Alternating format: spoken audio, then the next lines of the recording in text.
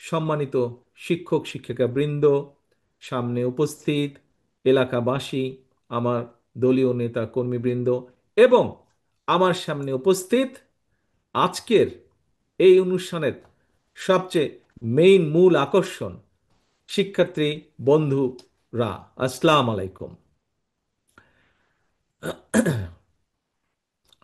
অসংখ্য মেধাবী মুখের মিলনের আজকের এই মিলন মেলা, নিঃসন্দেহে এটা একটা ব্যতিক্রম ধর্মী অনুষ্ঠান। আহ, আমার বিশ্বাস আমাদের এই মেধাবী সন্তানদের মাঝেই কিন্তু লুকিয়ে আছে আমাদের ভবিষ্যৎ বাংলাদেশের নেতৃত্ব।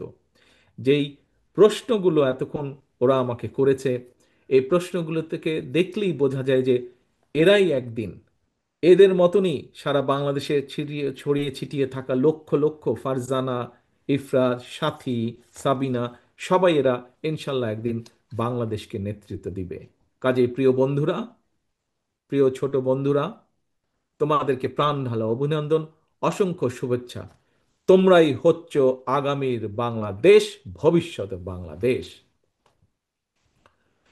স্কুল মাদ্রাসার আমার প্রিয় কিশোর তরুণ বন্ধুরা, তোমাদের মতন কিশোর তরুণ কিংবা আমরা যারা জীবনের একটা পর্যায়ে এসে পৌঁছেছি, আমাদের সবার জন্য কিন্তু একটা চরম সত্য হচ্ছে যে জীবনের যেই প্রশ্নটা আমাকে সাকিব মনে হয় করেছিল, জীবনের সফলতার জন্য কিন্তু কোনো সরি, সাকিব না, খুব সময় সাথী করেছিল, ও বোধহয় ডাক্তার হতে চায়, যে অঙ্ক ভালো লাগে না ওর। আহ, তার উত্তরে যদি আবারও বলতে হয় যে জীবনের সফলতার জন্য কিন্তু কোনো শর্টকাট কোনো পন্থা নেই। কাজেই এখন তোমাদের হাতের কাছে হয়তো নানা রকম ইলেকট্রনিক্স গ্যাজেট থাকে, বিভিন্ন জনের হাতে স্মার্টফোন, ল্যাপটপ, ট্যাবলেট, ফলে প্রয়োজনীয় বা অপ্রয়োজনীয় নানা কিছু অনেক সময় দেখতে দেখতে সময় অপচয় হয়ে যায়। এবং এসব কারণে কিন্তু খেয়াল করেছি আমরা অনেকেই যে অনেকের পড়াশোনার মনোযোগও নষ্ট হয়ে যায়। এবং এই অবস্থায় কিন্তু সোশ্যাল মিডিয়ার নানা রকম প্রলোভন উপেক্ষা করে বিভিন্ন পর্যায়ে এই মেধা প্রতিযোগিতায় যারা অংশ নিয়েছে, আমি বিশ্বাস করি, আমি দৃঢ়ভাবে বিশ্বাস করি তোমরা সবাই মেধাবী যারা যারা অংশগ্রহণ করেছিলেন। কোনো কারণে এই প্রতিযোগিতায় যাদের অংশগ্রহণ করা হয়ে ওঠে নাই, আমি মনে করি তাদের মধ্যেও অনেক মেধাবী রয়েছে। কারণ প্রত্যেকটা মানুষের মধ্যেই কিন্তু কম বেশি সুপ্ত প্রতিভা লুকিয়ে থাকে। এবং আমাদের আগামী দিনের লক্ষ্যটাই হবে যে যে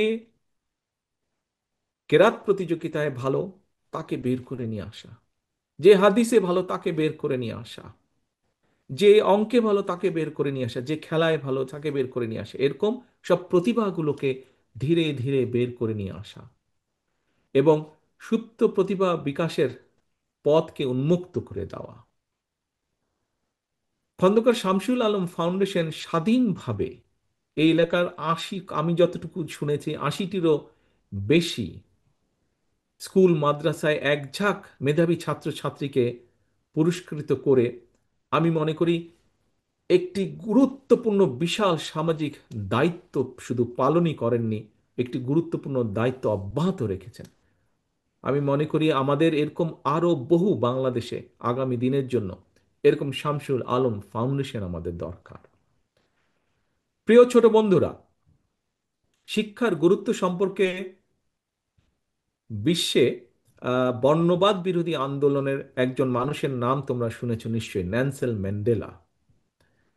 এই ন্যানসেল ম্যান্ডেলার একটা ছোট্ট কথা আমি বলি। উনি বলেছিলেন যে শিক্ষাই হলো সবচেয়ে শক্তিশালী অস্ত্র। তুমি কিংবা তোমরা যেটাই পরিবর্তন করো, যা পরিবর্তনের জন্য ব্যবহার করতে পারো, অর্থাৎ শিক্ষাকে তোমরা যে কোনো ভালো পরিবর্তনের জন্য তোমরা ব্যবহার করতে পারো, এটা এমনই একটা অস্ত্র। তোমরা যারা আজকে এই অনুষ্ঠানে মেধাবী হিসাবে পুরস্কৃত হয়েছ, আহ, এর বাইরেও সারা দেশে অনেক এরকম মেধাবী রয়েছে। এবং তোমরা শুধু বাংলাদেশ নয়, শিক্ষার আলো দিয়ে আমি বিশ্বাস করি আমাদের এখনো বর্তমানেও সারা বিশ্বে বহু জায়গায় বহু মেধাবী বাংলাদেশি আছে যারা সেই সকল দেশকে বিভিন্নভাবে সামনে এগিয়ে নিয়ে যাওয়ার সাহায্য করছে। আমি বিশ্বাস করি তোমাদের মধ্যেও একদিন এরকম শিক্ষার আলো দিয়ে শুধু দেশ নয়, দেশের সাথে বিশ্বেও স্বাক্ষর রাখতে সক্ষম হবে একদিন। সারা দেশের স্কুল মাদ্রাসার প্রিয় কিশোর তরুণ শিক্ষার্থী বন্ধুরা, সকল ধর্মের ধর্মীয় নির্দেশনাও শিক্ষার গুরুত্ব সর্বাধিক। আমরা যদি আমাদের পবিত্র কোরআনের একটি আয়াত দেখি, প্রথম আয়াতটি হচ্ছে ইকরা বিস্মি রাব্বিকাল্লাজি খালাক, পড়ো তোমার প্রভুর নামে। তোমাদের জন্য এই মুহূর্তে তোমাদের বন্ধু হিসাবে, তোমাদের ভাই হিসাবে, যেভাবেই তোমরা মনে করো, তোমাদের কাছে একটাই আমার পরামর্শ, লেখাপড়া, লেখাপড়া এবং লেখাপড়া। আমাদের প্রিয় সন্তানরা, তোমরা ইতিমধ্যেই দেখেছো, বিশ্ব বর্তমানে আর্টিফিশিয়াল ইন্টেলিজেন্সের যুগে কিন্তু প্রবেশ করছে। মেধাবীদের জন্য বিশ্বের দ্বার এখন উন্মুক্ত। জ্ঞান, বুদ্ধি, মেধা এবং যোগ্যতার প্রত্যেকটা ক্ষেত্রে প্রতিযোগিতা সর্বত্র। সুতরাং মাদ্রাসা কিংবা স্কুল, যেখানে তোমরা যাই পড়াশোনা করো না কেন, মনে রাখতে হবে প্রতিযোগিতামূলক এই বিশ্বে সম্মানের সঙ্গে যদি তোমাদেরকে টিকে থাকতে হয়, তোমাদেরকে যথা উপযুক্ত শিক্ষায় কিন্তু শিক্ষিত হতে হবে, জ্ঞানে বিজ্ঞানে পারদর্শী হতে হবে, ব্যবহারিক এবং কারিগরি শিক্ষায় দক্ষ হতে হবে। এবং নিশ্চয়ই আমার এই যে প্রশ্ন উত্তর, এখানে নিশ্চয়ই তোমরা বুঝতে পেরেছো যে আমরা সেভাবেই চেষ্টা করছি আমাদের দলের পক্ষ থেকে আগামী দিনের পুরো শিক্ষা ব্যবস্থাটাকে সেভাবে গড়ে তুলতে, সাজিয়ে তুলতে। আধুনিক জ্ঞান বিজ্ঞান আর উদ্ভাবনী প্রযুক্তির এই সময়ে নিজেকে অন্যের চেয়ে দক্ষ করে তোলার যে একগ্রতা, একনিষ্ঠতা, এর কোনো কিন্তু বিকল্প নেই। সেজন্যই মনে রাখতে হবে, মেধা সহজাতে হলেও কিন্তু মেধার বিকাশের জন্য প্রয়োজন সঠিক পরিচর্যা এবং প্রচণ্ড পরিশ্রম আর ইচ্ছা শক্তি। প্রিয় ছোট বন্ধুরা, একটি রাষ্ট্রের উন্নয়ন, সুরক্ষা এবং নিরাপত্তার জন্য প্রয়োজন উপযুক্ত শিক্ষা, শিক্ষা ব্যবস্থা।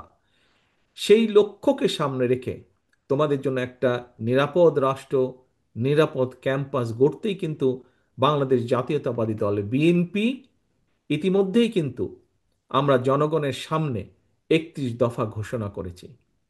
এর অংশ হিসাবেই কিন্তু দেশের প্রচলিত শিক্ষা কারিকুলামকে সময়ের সাথে তাল মিলিয়ে শিক্ষাবিদদের সমন্বয় একটা বিশেষজ্ঞ টিম আমরা তৈরি করেছি, যারা ইতিমধ্যে অনেক কাজ এগিয়ে নিয়ে গেছেন। আমি তো প্রশ্ন উত্তর মধ্যে এই কথাটা তুলে ধরেছি।